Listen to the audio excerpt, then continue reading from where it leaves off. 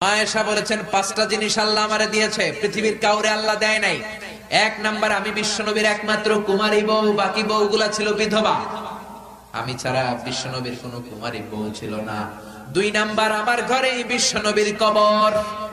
যারা হজ উমরা করতে যান, বিশ্বনবীর সালাম পড়তে যান, এখন এটা মসজিদে নববীর ভিতরে অ্যাটাচ হয়েছে। যেই জায়গায় বিশ্বনবী আজ আবু বকর আর ওমরকে ডান দিকে রেখে শুয়ে আছেন, এটাই ছিল মা আয়েশার ঘর। সুবহানাল্লাহ। আমার ঘরে বিশ্বনবীর কবর। তিন নাম্বার, আমার কোলেই মাথা রেখে বিশ্বনবী শেষ নিঃশ্বাস ত্যাগ করেছে। চার নাম্বার, আমার কারণে তোমরা তায়াম্মুমের বিধান পেয়েছো। এই যে আমরা ওযু না করতে পারলে, পানি না পেলে তায়াম্মুম করি, এটা মা আয়েশার কারণে আমরা পেয়েছি। সুবহানাল্লাহ। বনুল মুস্তালিকের যুদ্ধ থেকে বিশ্বনবী ফিরে আসছেন, পথিমধ্যে মা আয়েশা গলার লকেট হারায় ফেলছে। লকেট চিনেন নাকি চেইন চিনেন?